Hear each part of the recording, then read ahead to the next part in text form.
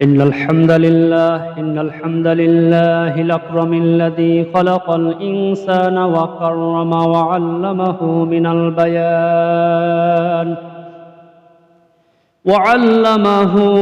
البيان ما لم يعلم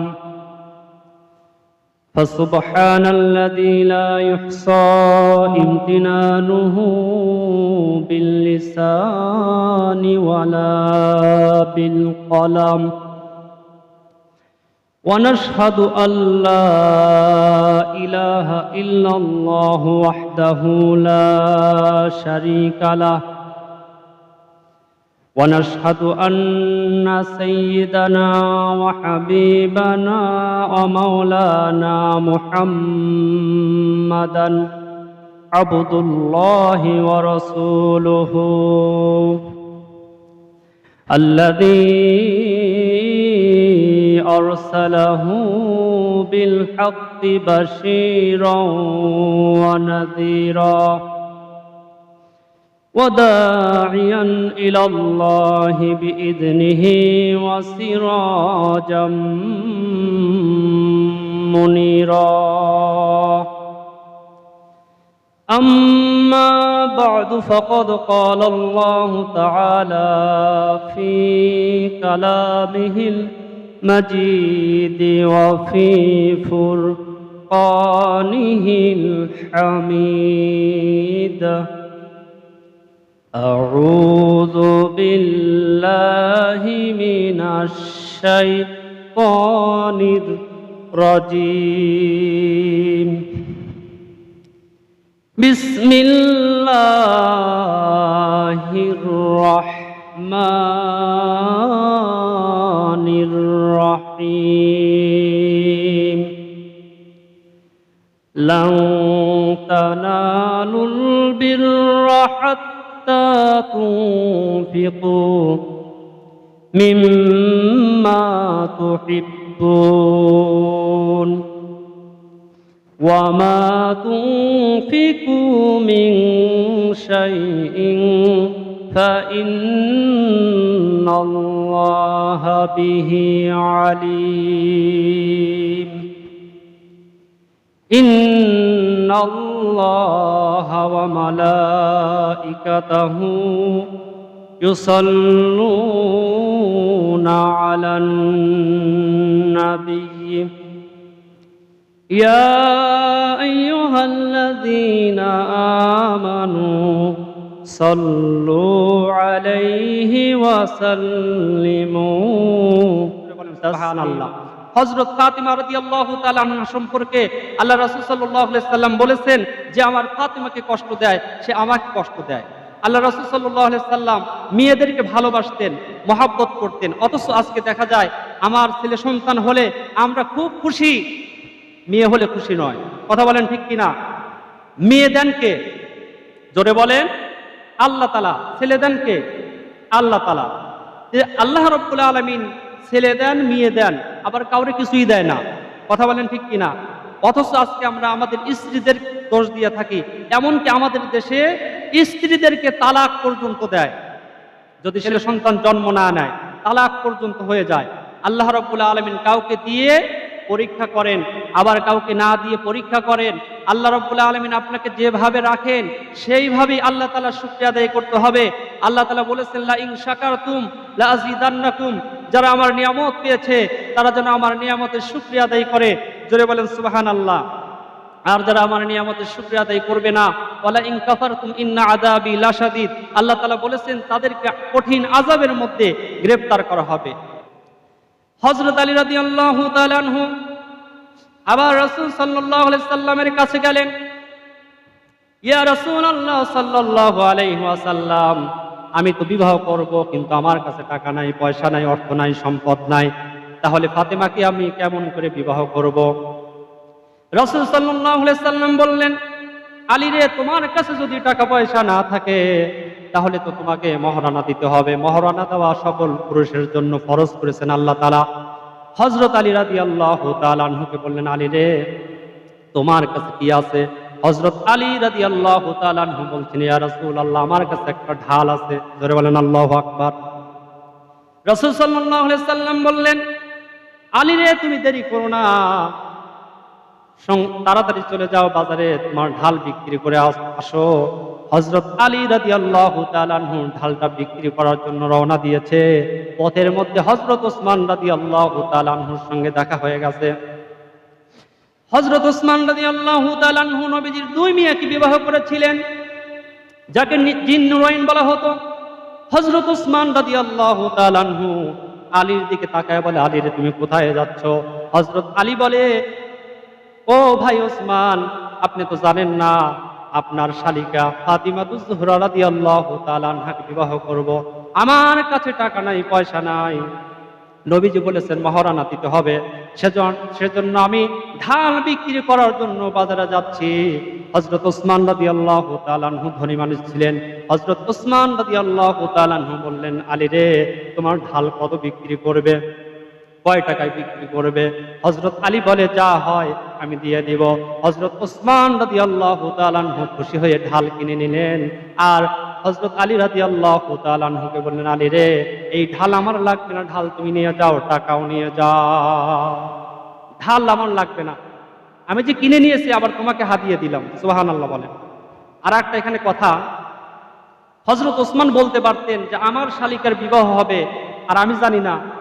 এখন তো শালিকার বিবাহ দিলে আগে তার দুলাভাইকে খবর দিতে হয়, কথা বলেন ঠিক কিনা? আবার যখন তুমি যা খেতে চাও আজকে আমি তাই কিনে দিব। হযরত ফাতিমা রাদিয়াল্লাহু তাআলা আনহা একটু অসুস্থ ছিলেন। হযরত ফাতিমা রাদিয়াল্লাহু তাআলা আনহা বললেন, আলী রে আমাকে যদি খাওয়াতে চাও একটা ডালিম আমার জন্য নিয়ে আসো।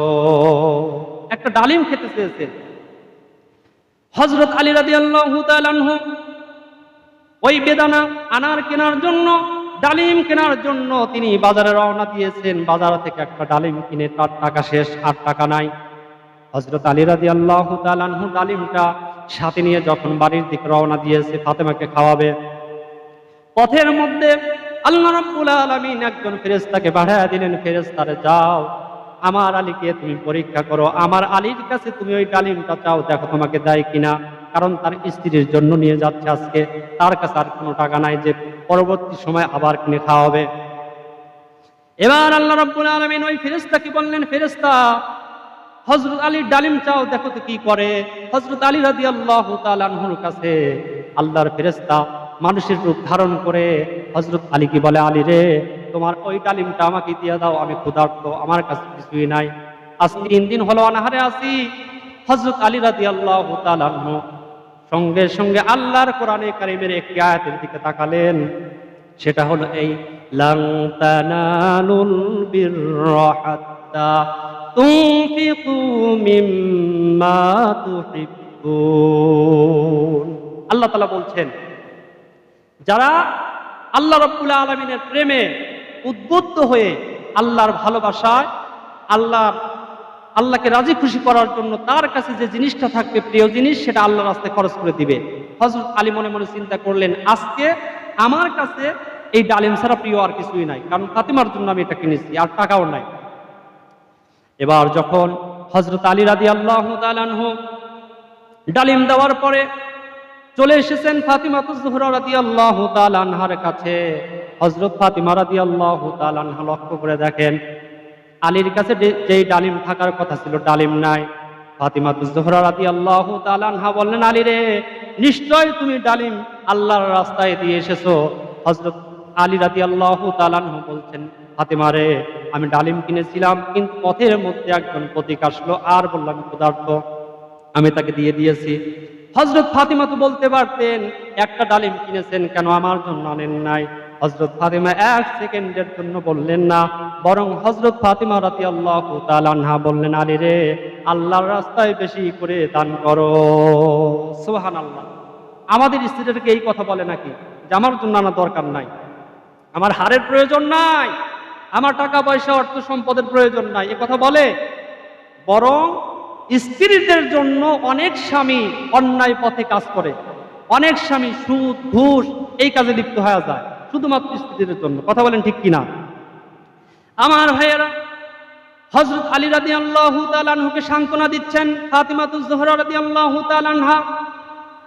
আলী রে, তোমার কাছে যখন অর্থ সম্পদ আসবে তখনই আল্লাহর রাস্তায় খরচ করবে, কারণ আমি আমার হাবিবের মুখে, আমার আব্বাজানের মুখে শুনেছি, ইয়া সাকিয়া বিলাল, হে বিলাল তুমি আল্লাহর রাস্তায় দান করো। ও আলী, আমাদের এই যুগের মধ্যে বিলালের মতো আর গরিব মানুষ একটাও নাই। হযরত বিলালকে যদি আল্লাহর রাসূল এই কথা বলে থাকে, আর তোমার কাছে যখন যা আসে সেটা আল্লাহর রাস্তায় তুমি খরচ করো। হযরত আলী রাদিয়াল্লাহু তাআলা আনহু বললেন, ফাতেমা রে, আমি যে আল্লাহর রাস্তায় একটা ডালিম দিয়েছি, অবশ্যই আল্লাহ রাব্বুল আলামিন আমার জন্য 10টা ডালিম তৈরি করে রেখেছে। আল্লাহ তাআলা বলেছেন, মান জাআ বিল হাসানাতি ফালাহু আশরু আমসালিহা, যে ব্যক্তি আল্লাহর রাস্তায় 1 টাকা দিবে, আল্লাহ রাব্বুল আলামিন তার জন্য 10 টাকা বাজেট করে রেখে দিবে। সুবহানাল্লাহ।